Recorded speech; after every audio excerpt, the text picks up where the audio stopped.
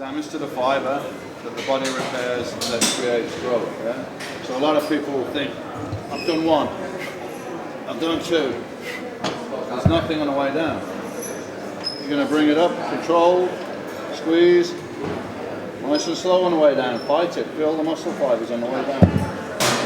So I would warm up on there, 1 or 2 sets just to warm up.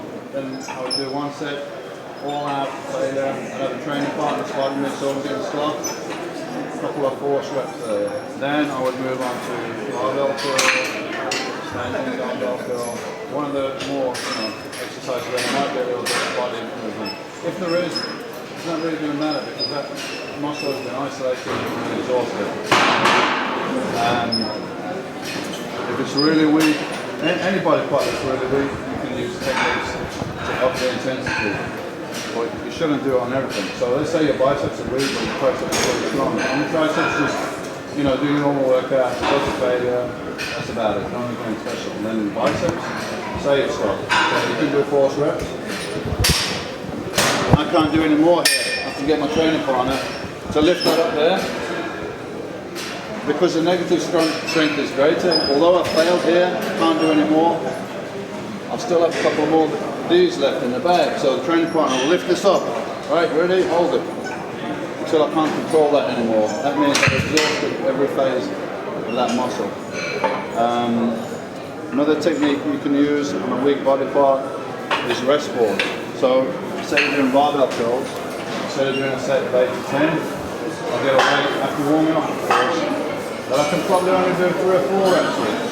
I'll do 3 or 4 reps, failure, put the bar down, wait, 10, 12 seconds, pick it up again, go to failure again. This time maybe it's 2 or 3, put it down again, another 10 seconds, go again. This time maybe I'll get 1 or 2. So in effect, I've done a set, I've done 4, I've done 2 or 3, I've done 1 or 2. So it's like, altogether it's like 10 reps, but I've failed 3 times during that set. And I get my muscles used to lifting the heavy poundage as well.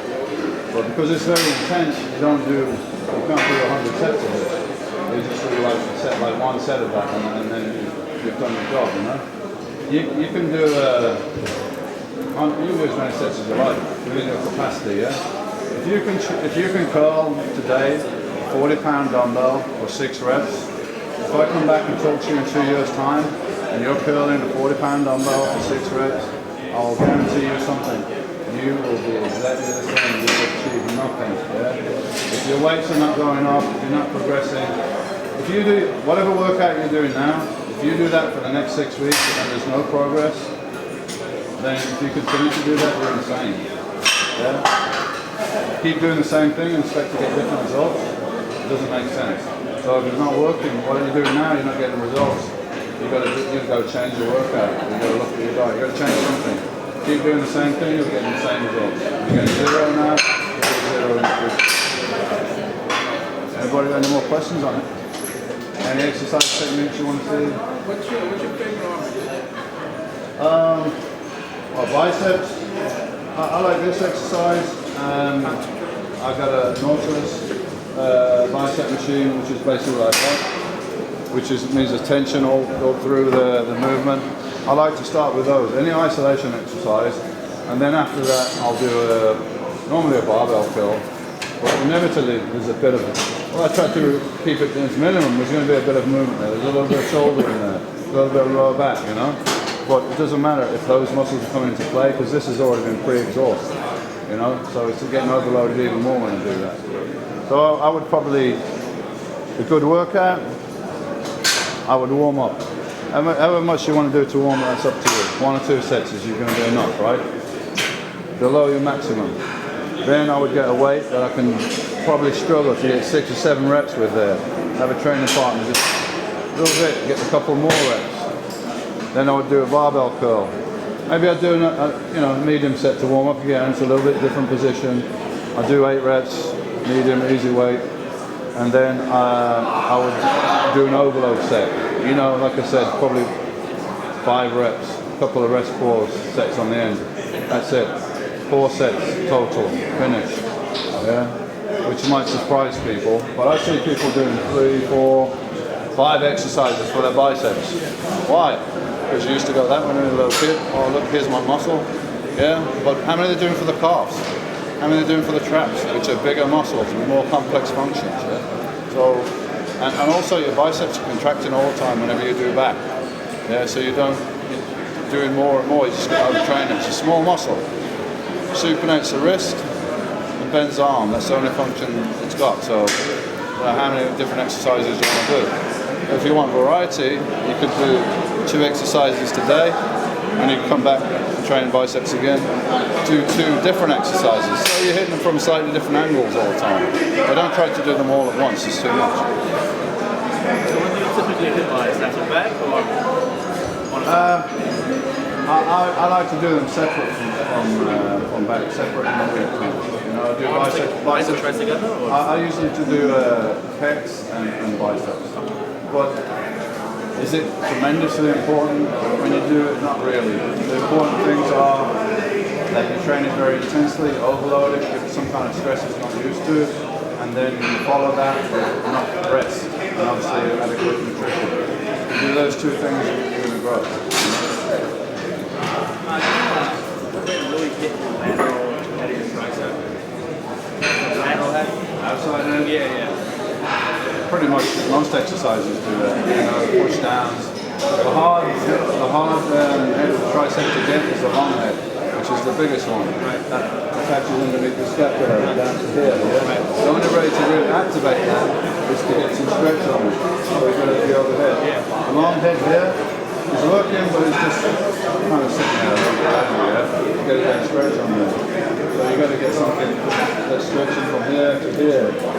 And French press are okay, that's good exercise. Anything overhead. The problem with a lot of overhead stuff, if you're using free weights, there's a lot of stress on this tendon as well. So you've got to be careful when you're doing that. Do the reps slowly, don't use too much weight, maybe a little higher rep range, like 10 to 12, and maybe do it after you're pretty exhausted with the push downs and stuff, you know? So you've got to look at the exercises you're doing. If you're doing push downs, there's no point really doing another exercise that basically duplicates that. So if you're doing this position, then you need to do something in this position over here. 2 or 3 exercises. What do you think of reverse grips for triceps? Reverse grip bench press? You know, to me, your triceps are working when you're pressing, yeah? You're doing chest, you're probably doing 2 or 3 exercises involving the triceps pushing, yeah? And then at some point you're also doing delts, you're probably doing pressing movement, whatever it is, barbell, machine, dumbbell, doesn't matter. Working the triceps in that motion, right? So when it comes to the tricep workout, I would much rather isolate it than almost duplicating what I already did. So close grip, Brent press, reverse grip, Brent press. Not really a big fan of it because you've already done that stuff, yeah? So isolate it, you know? And try to cut out the deltoids and everything else and the pecs. What about skull crushers, Dorian?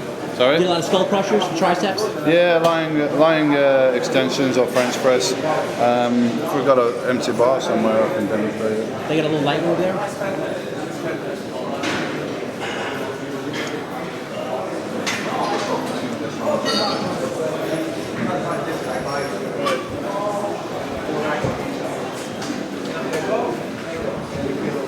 Great exercise, but there is a bit of stress on the tricep tendon. A lot of people get tendonitis from this. So what I do, put more stress on the triceps, less stress on the tricep tendon. Most people will start here and they go back and they're like kind of pull it over like that. What I do, I start here and I'll go back to that angle. So you can see its angle, arms angle back, and I would go down and come back up with that angle. Can't use as much weight, but there's a lot more stress on the tricep, less on the tendon. So you come down here, keep that angle there. Did you start doing that after you taught the tendon? Who wants to have a go? Let's see somebody else do it. Come on, your turn. Come on. You start doing that after you taught the tendon? Can your hands back like that? No, I did it before. I didn't try tear my tricep tendon because I was doing something incorrect in the gym. It was just like I was saying earlier, I didn't back off enough, so it got inflamed constantly. It was over about 18 months ago, got inflamed, and I didn't get enough rest. So. Good. Right. Now you're going to come back. There, right? Yeah. Down. That's it. Keep it back here. Alright? Go. Right, you feel the tricep working, just took a lot of stress off the tricep tendon.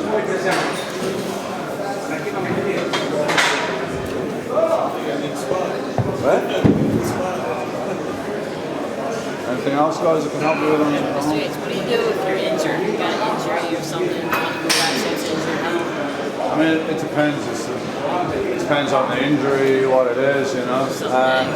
But you know, you start getting some pain, any kind of injury, you got to back off. You got to deal with that, you know. Otherwise, that little injury. Most injuries you don't come into the gym. It starts as a small injury, you know, little tears, little micro tears that you don't give enough time to heal, and then it gets bigger and it gets bigger, and the tissue gets weakened until one day it's just too much. You know, that's what happens to me. So if you got an injury, you got to deal with it. You know, you got to get therapy on it. You got to get therapy.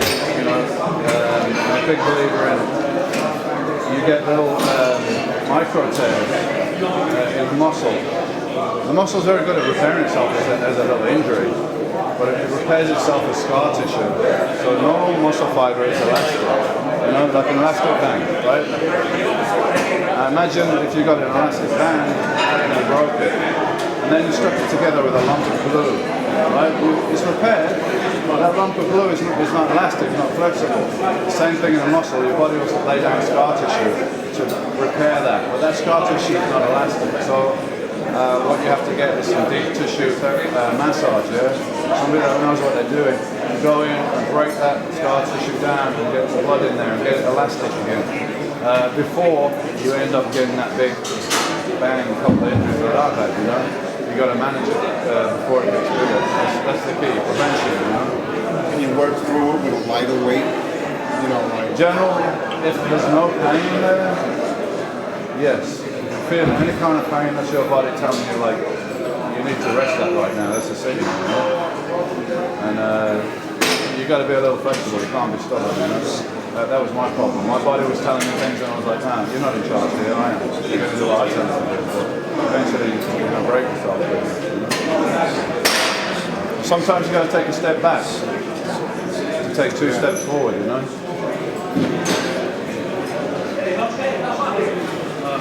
You had naturally strong forearms, so you do as much. I've never done any forearm exercise. Never. Just gripping on the back and curls work for me. But I'm not saying that works for everybody. You know, obviously I had a lot of muscle fiber in my forearms.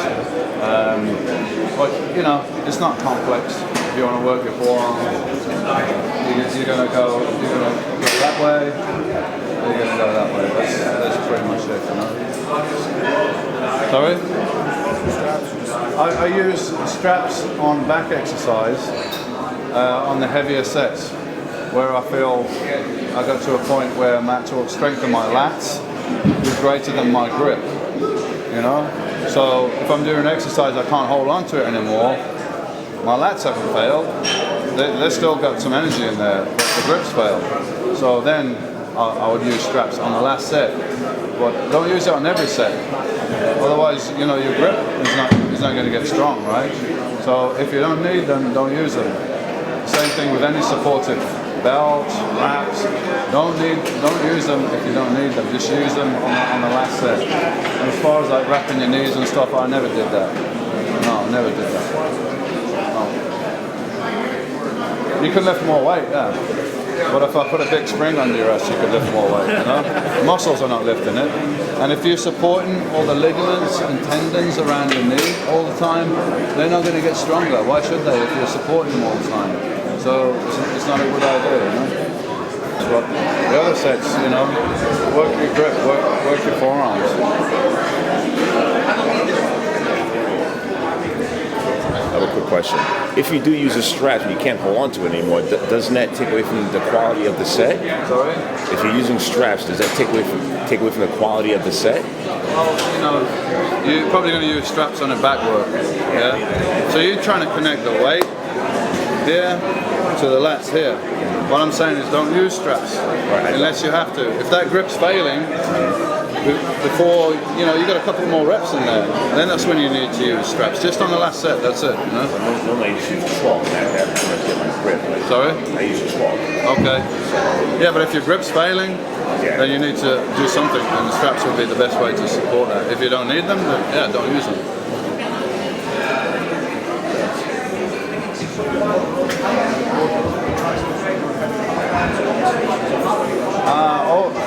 Pretty much all isolation. I don't see the point of doing the compound exercise for triceps because you already did them, right? You're doing your benching, some kind of benching for chest, some kind of pressing for shoulders.